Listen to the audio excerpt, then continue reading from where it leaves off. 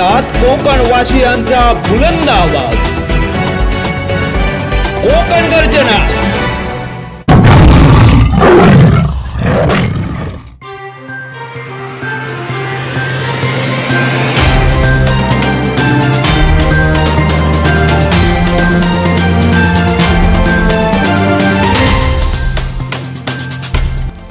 कुंडलिका नदीने धोक्याची पातळी ओलांडली।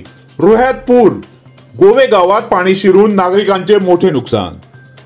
गेल्या 8 दिवसापासून सतत पडणाऱ्या पावसामुळे रायगड जिल्ह्यातील रोहा तालुक्यातील कुंडलिका नदीने धोक्याची पातळी ओलांडली आहे। तर कुंडलिका नदीची उपनदी असलेल्या महिसदरा नदीनेही धोक्याची पातळी ओलांडली आहे। यामुळे पुराचे पाणी गोवे गावातील घरात शिरून जीवनावश्यक वस्तू भिजून मोठे नुकसान झाले आहे। पुराच्या पाण्यामुळे सर्व रस्ता पाण्याखाली गेल्यामुळे नागरिकांच्या येण्याजाण्याचा मार्गही बंद झाला। हवामान खात्याकडून देण्यात आलेल्या अंदाजानुसार प्रचंड पाऊस झाला। कुंडलिका नदीने धोक्याची पातळी ओलांडली।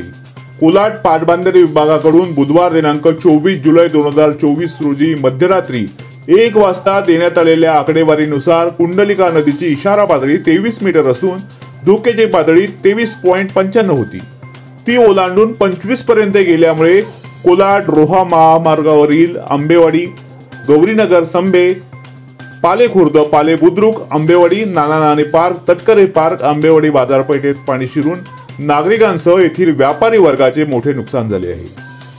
तसेच गोवे गावातील नवीन गावठाण, बौद्धवाडी, आदिवासीवाडी तसेच गावातील काही घरांमध्ये पाणी शिरले असून जीवनावश्यक वस्तूंचे मोठे नुकसान झाले आहे।